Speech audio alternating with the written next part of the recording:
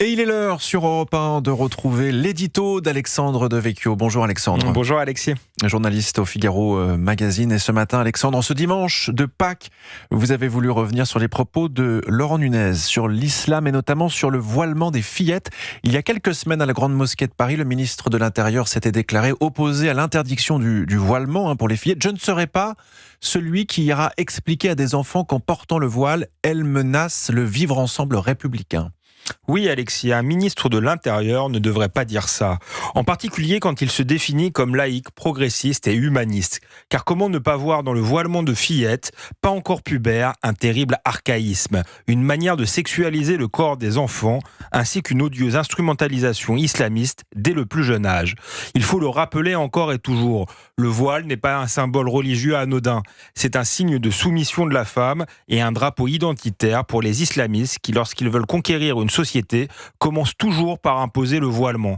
Faire tomber le voile, c'est au contraire faciliter l'intégration culturelle des femmes, mais aussi leur émancipation sociale. Dans une enquête fouillée, l'économiste Éric Morin a ainsi montré la nette amélioration des résultats scolaires des filles musulmanes après l'interdiction du voile à l'école. Alors au-delà de la question du voilement des jeunes filles, Laurent Nunez, à la Mosquée de Paris, s'est également dit favorable à toute initiative qui pousse à mieux faire connaître l'islam pour mieux la développer. Des propos qui, selon vous, sont tout aussi problématiques. Oui, car à travers ces propos, le ministre de l'Intérieur semble suggérer que la France aurait réprimé ou bridé l'expression de l'islam.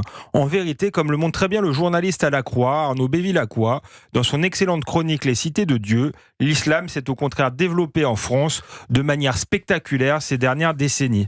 Depuis le début des années 2000, les lieux de culte musulmans ont quasi doublé et surtout ont vu leur dimension s'accroître considérablement, au point que dans certaines banlieues s'élèvent désormais des mosquées cathédrales surmontées d'un dôme et d'un minaret. Arnaud Bévilacqua cite notamment la grande mosquée de Montfermeil, ouverte en 2022 et qui peut accueillir jusqu'à 4000 fidèles en même temps. Les Français connaissent donc de mieux en mieux l'islam, mais ne l'apprécient pas mieux pour autant. Au contraire, comme le souligne l'essayiste Fergan Azeri, ils ont découvert son caractère souvent globalisant et intolérant. D'autant que l'expansion de l'islam en France s'est accompagnée de la montée de l'islamisme et plus largement d'un profond bouleversement culturel qui a changé le visage et les mœurs de pans entiers du territoire. Dans un vieux pays de tradition judéo-chrétienne et laïque, cette transformation est perçue comme inacceptable par un nombre croissant de Français qui y voient une forme de conquête silencieuse. La question est donc aujourd'hui moins de savoir comment développer et faire connaître la religion musulmane que comment contenir la montée de l'islamisme et limiter les expressions indésirables de l'islam. Alors justement, est-ce que ça, c'est possible ? En vérité, dans le cadre de notre état de droit, cela apparaît très compliqué, comme le montre l'échec de Laurent Nunez à faire interdire le Congrès des musulmans de France ce week-end au Bourget et sa volonté de faire voter une énième loi sur le séparatisme.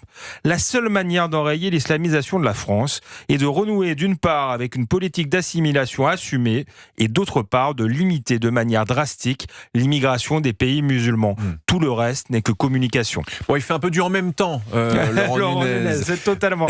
Merci beaucoup, Merci. Alexandre Devecchio, journaliste au Figaro. C'était votre édito.